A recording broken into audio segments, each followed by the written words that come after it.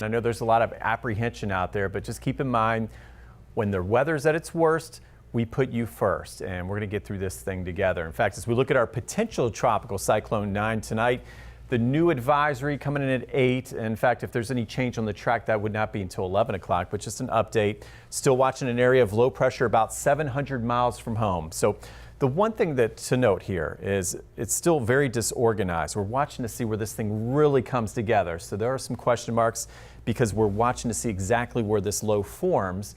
Once we have a better handle of it becoming organized, really not just a low, but a circulation and an actual low pressure that gets its act together, then we'll have an even better handle on its track movement. So we're still fine-tuning the track and the intensity, and here we are on Monday night, so we still have a couple of days to watch this. In fact, I don't think our big impacts come in until very late Wednesday night into Thursday. So we'll watch these thunderstorms. Notice most of the thunderstorms now on the eastern side of the low pressure, not wrapping around yet to the west, so that's significant. All right, that means that's another reason why we need to keep checking back and keep staying tuned from those updates, and we'll keep you informed, prepared, connected, and calm. Now, right now we've got winds of 35 miles per hour, pressure at 1,002 millibars.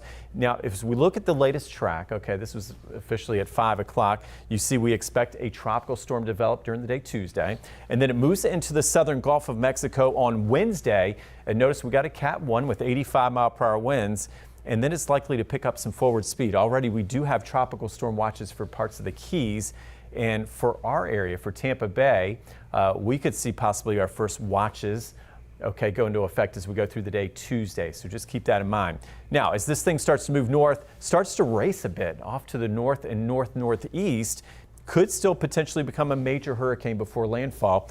A lot of the models, and what I've been thinking all along, heading up more toward the Big Bend and Apalachicola. This could still shift to maybe even a little bit farther west, so we'll continue to watch that. Also could shift a little bit farther to the east. So every mile matters, as we know, as these things really turn to the north. And notice by Thursday afternoon into Thursday evening, that's when we could see that landfall as a major hurricane, possibly a Category 3. Then it'll continue to move off to the north. So that's what we're watching with the latest. Now, what does this mean? Okay, Gulf storm. So hurricane likely in the Gulf, Category 2 or 3 possible. For us, keep in mind, we could have some of the first rain bands that actually move our way as we go into Wednesday afternoon. That's the key, late Wednesday afternoon. So if you have loved ones that need to get to where they need to go, we need to do that on our Tuesday and make sure everything and everybody needs to be where they need to be by late Wednesday afternoon, okay? Because things will change rapidly by Wednesday night.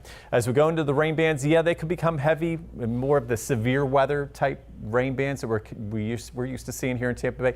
That would probably hold off until early Thursday, very late Wednesday night into Thursday morning, and then much of the day Thursday. And then the strongest winds in the surge would arrive Thursday afternoon. Okay, so we're watching those high tides at St. Pete. They come in around 2 o'clock.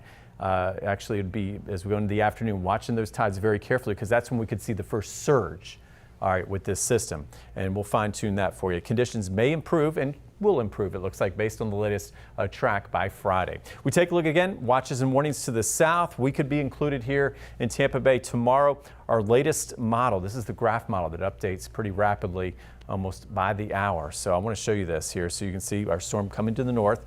If there is a trend that's our friend, the latest track has been a little bit more farther to the west, just nudged a little bit. But again, as we look at the overall picture, I think the models are becoming to better agreement as far as where it's heading. And notice, does make a beeline up toward the Big Bend and then Apalachicola. So for our weather team, we've got a weather impact alert officially Wednesday night, Thursday and Friday morning. The impacts, storm surge, flooding, and wind are my big 3. And make sure you know your zone and keep checking back for updates. And as we take a look at why, well, you can see why. We got a lot of wind and rain, even a surge likely with this system as it moves to the north. And I know we don't need another drop of rain. We've had too much rain. Well, we're going to have plenty of rain, it looks like, once again with this system as it moves up to the north. 7-day forecasts. Here we go. We got the worst of the weather with what will be Hurricane Helene.